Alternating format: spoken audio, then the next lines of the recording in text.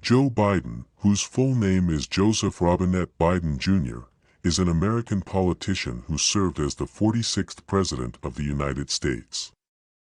Born on November 20, 1942, in Scranton, Pennsylvania, Biden has had a long and distinguished career in American politics. As of my last knowledge update in September 2021, he assumed the presidency on January 20, 2021, after defeating the incumbent president, Donald Trump, in the 2020 presidential election. Biden is a member of the Democratic Party. Failure at some point in your life is inevitable, but giving up is unforgivable. Corruption is a cancer that eats away at a citizen's faith in democracy, diminishes the instinct for innovation and creativity, already tight national budgets, crowding out important national investments. It wastes the talent of entire generations. It scares away investments and jobs. The greatest gift is the ability to forget the bad things and focus on the good. Fighting corruption is not just good governance. It's self-defense. It's patriotism. If you need more than 10 rounds to hunt, and some argue they hunt with that many rounds, you shouldn't be hunting. If you can't get the deer in 3 shots, you shouldn't be hunting.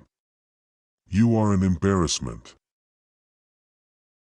If I don't run for president, we'll all be okay.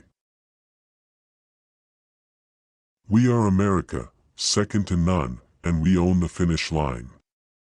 Don't forget it. Folks, I can tell you I've known 8 presidents, 3 of them intimately. Our future cannot depend on the government alone. The ultimate solutions lie in the attitudes and the actions of the American people. My father used to have an expression. He'd say, "Joey, a job is about a lot more than a paycheck. It's about your dignity. It's about respect. It's about your place in your community."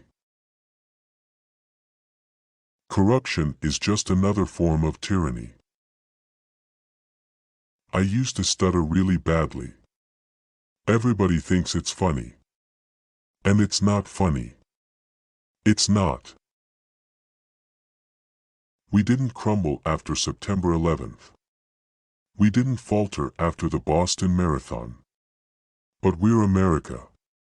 Americans will never, ever stand down. We endure. We overcome. We own the finish line.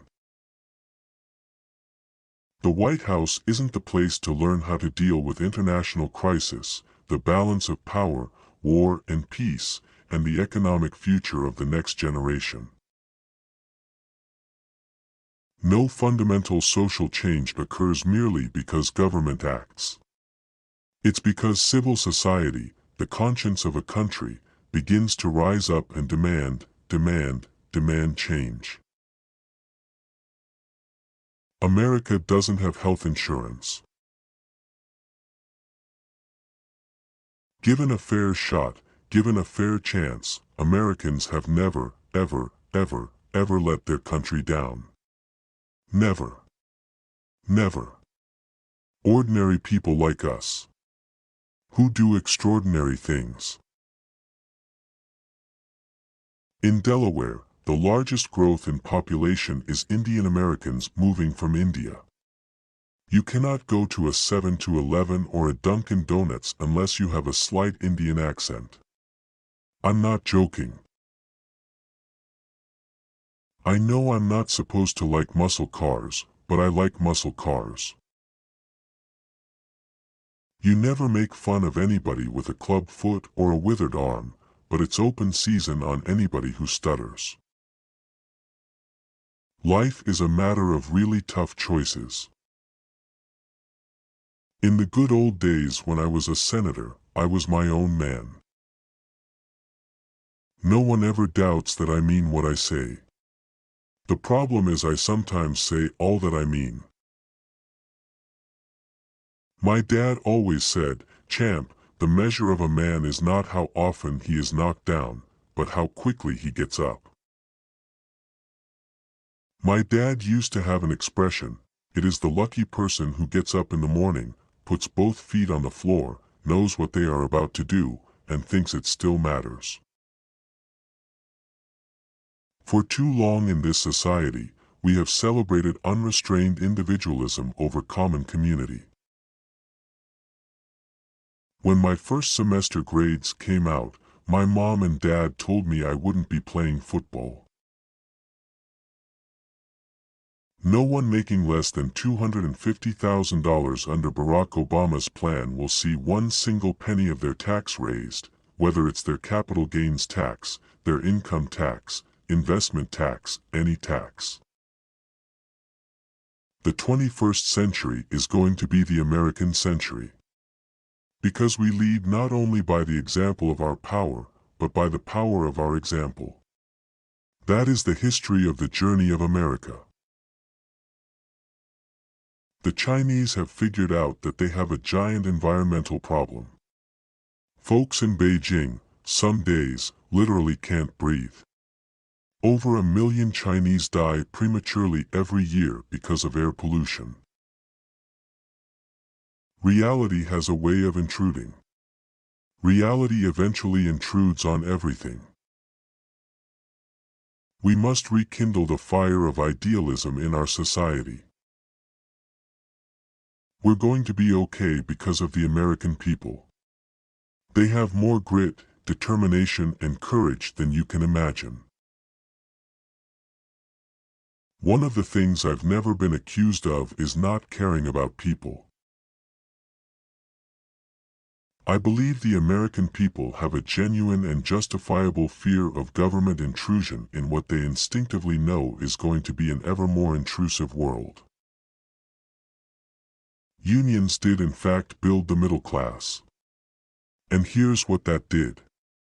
That built the United States of America as we know it. Well, I thought the deal was, when you went to work for the government you weren't supposed to make money. On the way back from Mumbai to go meet with President Xi in China, I stopped in Singapore to meet with a guy named Lee Kuan Yew, who most foreign policy experts around the world say is the wisest man in the Orient. You've got to reach a hand of friendship across the aisle and across philosophies in this country. You want to know whether we're better off? I've got a little bumper sticker for you. Osama bin Laden is dead and General Motors is alive. Osama bin Laden is dead and General Motors is alive. Osama bin Laden is dead and General Motors is alive. Foreign policy is like human relations, only people know less about each other. Look folks, we know who built this country and we know who is going to rebuild it. It's you. Instead of vilifying you, we should be thanking you. We owe you. I have Parents magazine in my home. I know what I believe, I know what I want to do, and I'm just comfortable saying it, and laying it out there. I consider myself to be as informed on American foreign policy as anyone in America. Obama and Biden want to raise taxes by $1 trillion. Guess what? Yes, we do in one regard. We want to let that $1 trillion tax cut expire so the middle class doesn't have to bear the burden of all that money going to the super wealthy. That's not a tax raise. That's called fairness where I come from. In the 21st century, the countries that thrive will be the ones where citizens know their voices will be heard because the institutions are transparent. During the 60s, I was, in fact, very concerned about the civil rights movement. I guess every single word I've ever said is going to be dissected now.